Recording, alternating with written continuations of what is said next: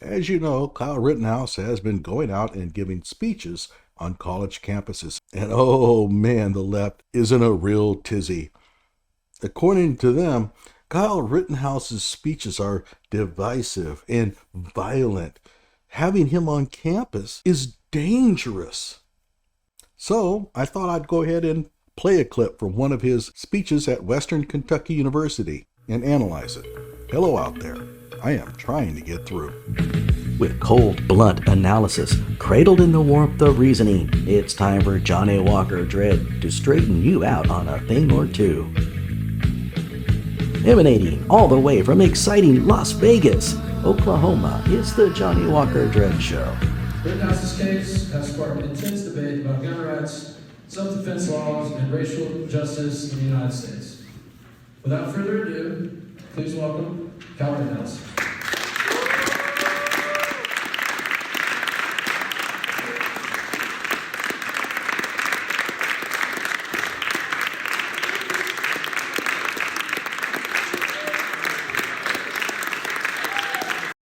And this is why Kyle is doing this. He's eating this up. But hey, at 22, I probably would have as well.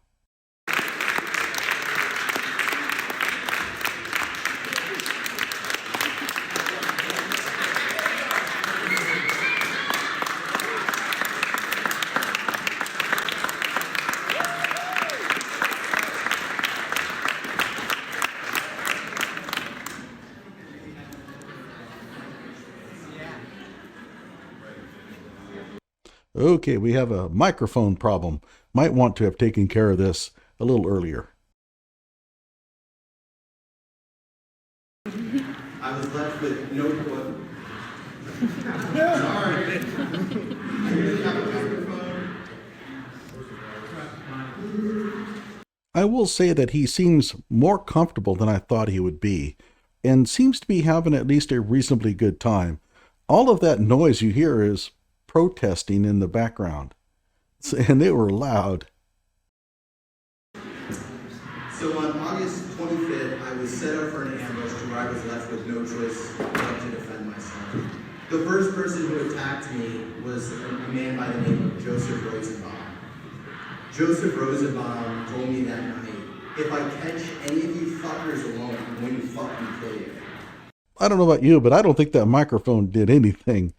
They needed to work this out beforehand. But keep in mind, the protests outside were pretty noisy, so maybe they just weren't prepared for this. That man eventually did try to kill me.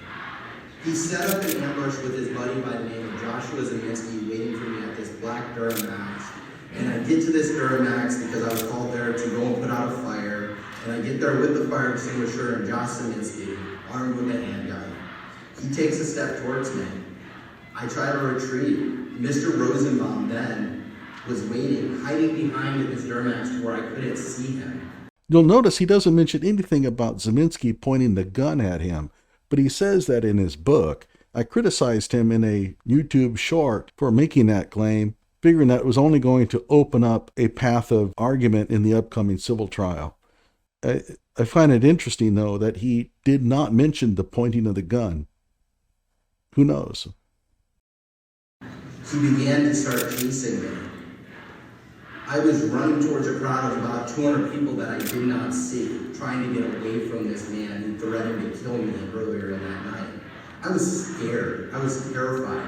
I was alone and all by myself. Okay, I was scared. I was terrified. I was all alone by myself. I mean, most of what he says seems genuine, but that seems scripted.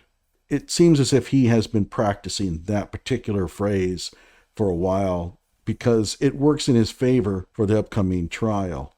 Keep in mind, being terrified and afraid and running is not exactly heroic. As I've said many times, Kyle didn't throw his rifle down and say, "Oh yeah, you want to come at me? Come on, let's get it on." He didn't do that. He ran. So I don't know how much of a hero you really want to make him out to be. And quite frankly, I don't see him as a hero at all. He was just a 17-year-old kid who found himself alone, unwittingly, and got ambushed. He ran, which was the wise thing to do, and ended up having to shoot the guy. That's not heroic. At the same time, I don't think you can blame him for what he did. I would have done the same. Well, I would have thrown the rifle down and kicked old JoJo's butt. Mr. Rosenbaum threw something at me as I was running away. I don't recall what it was. It was a shiny metallic-ish looking object. I don't recall what it was. You obviously know that it was a plastic bag filled with whatever trinkets he had received from his psych ward. So to cast it off here as some, I don't know what it was. I mean, you know exactly what it was. You didn't know at that time. And that's probably what you should have said. I didn't shoot him for throwing that. A lot of people are like, oh, you shot him because he threw something at you. That's not true. I continued to run. After that, I briefly pointed my rifle at him. And he does mention the straw man of you shot a man who threw a plastic bag at you. This thing is obviously bothering him as much as it bothered me. I think it's one of the dumber arguments made about the whole Kenosha shooting affair. Well, okay, there's a lot of dumb arguments. And by the way, I have an entire playlist filled with dumb arguments about the Kenosha shootings. I'll put a link in the description below. There's about 90 of them. And the whole he shot a man over a plastic bag argument is one of those. We keep running and running, and it feels like this, maybe 20 feet we're running. It felt like miles and miles, because I was just trying to get away from this man who said, I'm going to kill you. Like any reasonable person would do. Get away from the person who wants to cause harm to you. Eventually, I had nowhere. Get away from the person that wants to cause harm to him. That's not normal, relaxed speech. That's rehearsed. And I could do without that. Be genuine. Tell us what happened. Don't script it. But, you know, I get it. He's only 22, and talking freelance is probably not going to be his strength. Josh Zeminski, he started shooting at me, causing me to turn around. And I turn around after that gunshot, and then Mr. Rosenbaum is on top of me. He is pulling my gun out of my hands. I'm trying to regain control of my rifle, but he is getting it away from me. What do you guys think would have happened if I would have let him get my rifle? Do you think he was going to clean it for me? By the way, he's claiming that JoJo tried to wrench the gun out of his hands. I'm not sure I picked that up from the video. It looked to me like Rosenbaum was lunging for the gun and Kyle shot him before he could get to it, which would have still been self-defense. But this is the first I've heard that Rosenbaum actually had a hold of the gun and was trying to pull it from him.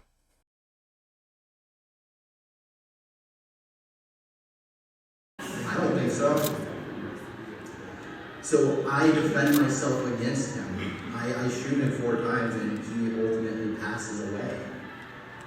And then I'm shot at about 3 more times immediately after that by some person.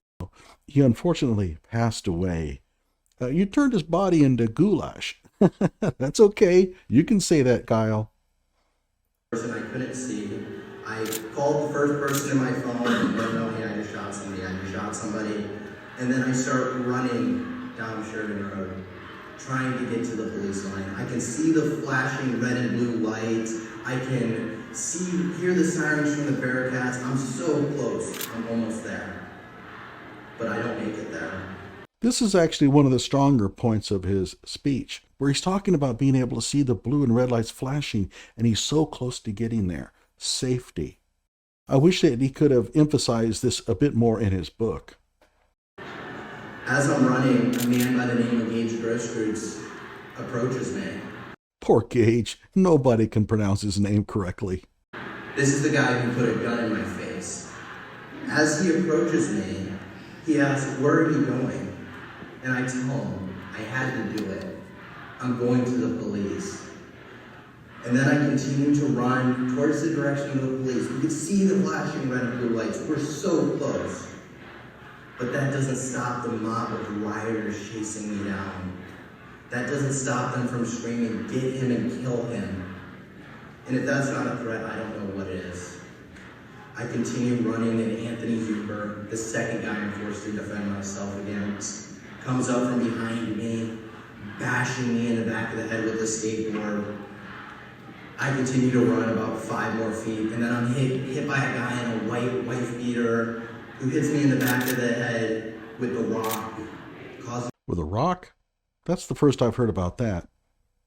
Has that been confirmed? It doesn't matter. me to stumble, and I hit the ground. As I'm on the ground, there's about 4 or 5 people around me moving in. They're closing that gap. I point my rifle at all of them, and all of them back up, and none of them got shot because they all backed up. Besides a few people, Jump Kick Man. Jump Kick Man is a uncomplaining witness who never came forward to law enforcement. I was charged with shooting at him, but By the way, we know who he is. It's Maurice Freeland. I don't think there's any doubt about it. And he had a criminal record. I was found not guilty on that, so take with that what you want. He was coming at me and hit me in the center of the face, causing my head to get bashed into the concrete, causing me to nearly black out and lose consciousness. I fired 2 shots at him, and that stopped his threat. He was no longer a threat because he ran off. But Mr. Huber, the guy I was talking about earlier, the guy with this heavy skateboard and the metal trucks, came at me and hit me for a second time when I'm on the ground, putting his knees in my chest, pulling my gun away from me and going for a third drive with his skateboard. I shoot him. I was left with no other choice. This is a guy who's trying to kill me. They were saying, truck fuck him, meaning to bash my brains out as I was running down the road. It was the scariest situation I have ever been in my life. I'm so thankful that I'm still alive. After Mr. Huber's attack on me, the guy who asked, "Where are you going?" and I told him, "I'm going to the police." The guy who saw the red and blue lights came up after me, and he knew where I was going. And he has a gun with him this time. He has a Glock pistol, and this time I'm staring directly down the barrel with it. Okay, yeah, this is pretty good. He's staring right down the barrel of the gun. Okay, by the way, Gage will disagree, and he'll say that there's no way that Kyle could have been staring down the barrel of the gun because when Kyle shot me, I wasn't pointing the gun at him. That's going to be a major point in the upcoming trial, if it actually goes to a trial. I don't think it will. Who do you believe? I'll let you answer that in the comments below. I just remember time freezing. I remember everything just took a pause, and I'm looking down this barrel of the gun, and I'm like, this is it. This is where I die at 17 years old. So I point my gun at him. He puts his hands up. Once he puts his hands up, I lower my rifle. Oh, my mistake. He's talking about the moment before the shooting. Before Gage put his hands up, he's saying that Gage was pointing his gun at him and that he was staring down the barrel of it. Interesting. As soon as he sees me lower my rifle, he points his gun back at my head, and that's when I shoot him, and I hit him in the arm, and he was no longer a threat. I was able to get up. There was a guy directly in front of me as I'm getting up. I pointed my rifle at him. He's holding this large pipe pole. He backed up with his hands up. He didn't get shot. He didn't get shot. Why not say, I decided I'm not going to shoot this guy because he doesn't pose a threat to me. But he didn't get shot is a very passive way of describing that. You need to work on your speeches a little bit more, Kyle. I am able to get up and turn around, and I say, okay. I get up, I'm walking backwards down Sheridan Road, and there's gunshots coming from everywhere. I'm being shot at by somebody, and I have no idea where I'm being shot at from. I keep going, and I get to this police line. I get to the window of this police car. I have my hands up, and I say, "Officer, I just shot somebody. Officer, I just shot somebody." And I don't know if it's the adrenaline pumping with the police officers in that heated situation, but they told me to go home. They pepper sprayed me, according to the police report. They pointed a gun in my face. According to the police report, Kyle, if they pepper sprayed you, you should know. So The very fact that you're saying, according to the police report, indicates that maybe they didn't. I mean, that's, again, a speech writing problem. You should have just said, they pepper sprayed me. Man, all that pepper spray came blasted into my face or something. But don't say, according to the police report, they pepper sprayed me. It makes no sense. I don't recall that because it was a little bit of a blur. I just went through a very traumatic situation and my head was spinning. So what I do is I walk back to the car source lot number 1 where I was at for most of the night. I go in there and I'm a mess. I'm crying, I'm puking, and I'm telling the people I was with what happened. And then after that, we get in the vehicle and we head back to Antioch. The Antioch Police Department was the closest police department instead of Kenosha. Kenosha wasn't accepting any visitors. They had this like large fence. I don't know if any of you remember that in 2020 where everything was billboarded off and fenced off. So we didn't go there. And I turned myself into the Antioch Police Department, and it was a scary situation. I was Mirandized. I invoked my Fifth Amendment rights.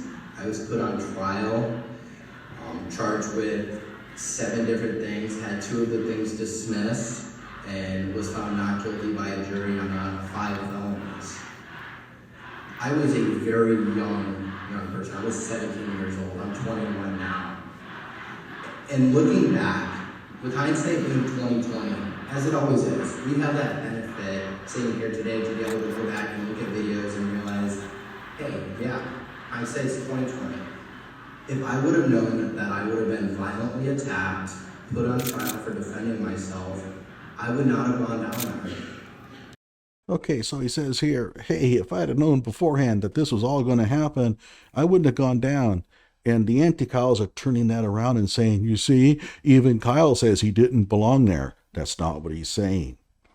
You know, you're driving down the freeway and you have a flat tire. And in so doing, you smash into a post and you tear up your car.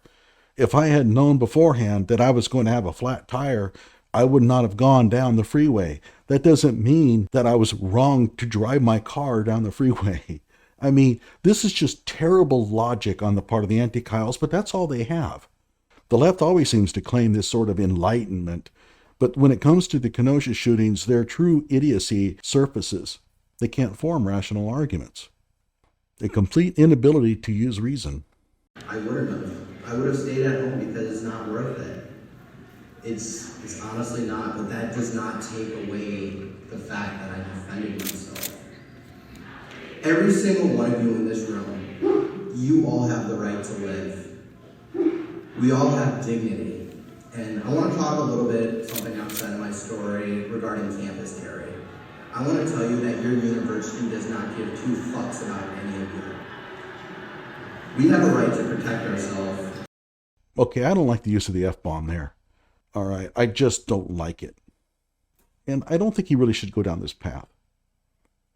The relationship between the university and these students is none of his concern. He doesn't have any stellar knowledge about the relationship between the university and these students. He's gotten out of his lane a little here, in my opinion.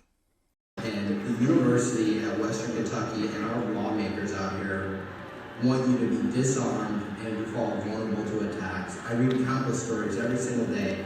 Young college women beaten and raped. Young college women kidnapped. They have a right to live and defend themselves. What the hell is going on outside? It went from chanting to, I don't know, is somebody let a bull loose amongst them or something? Oh my God. And by the way, I will give it up to the protesters here. They're not disrupting his speech. So the people inside are allowing him to speak. The people outside are protesting loudly, not to the extent where he cannot get his message out. So they're free to do that. And so I have no issue whatsoever with the protesters outside. They have their opinion and they're expressing it. As long as they don't prevent him from being able to get his message out, I'm good.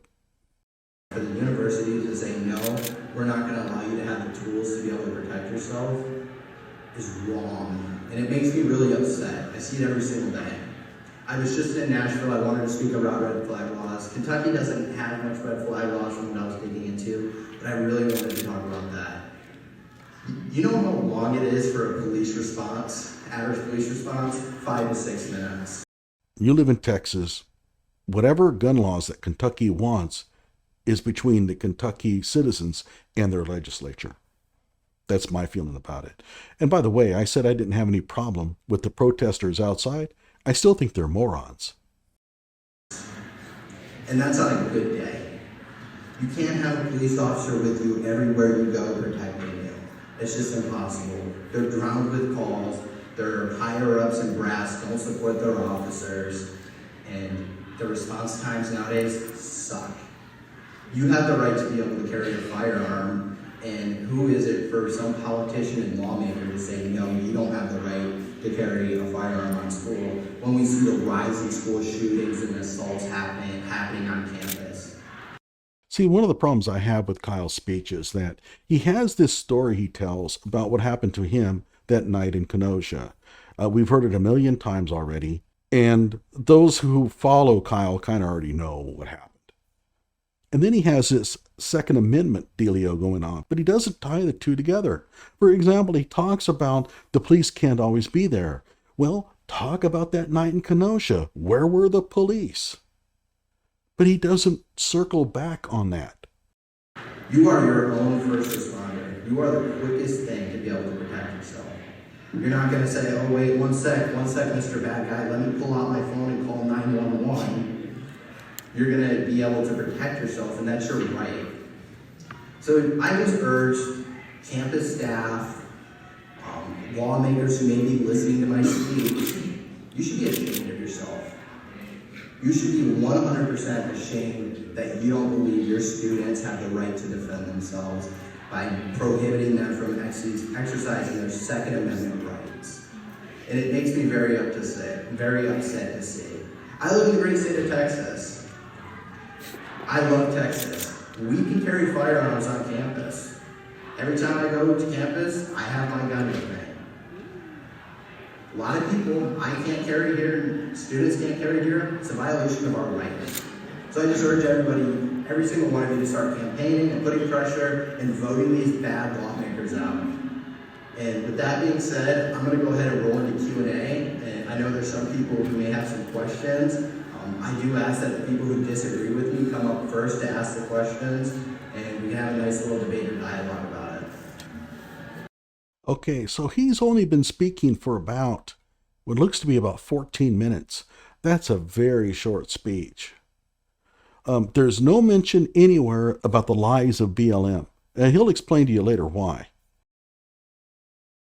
And while he talks about the Second Amendment, I am not comfortable with him taking the lead on that. I've said this many times. I don't need Kyle Rittenhouse becoming the scout leader for the Second Amendment. He's way too controversial. At any rate, stay tuned for part 2, where I will go over the question-answer session that he has for this speech. Like my video and subscribe to my channel.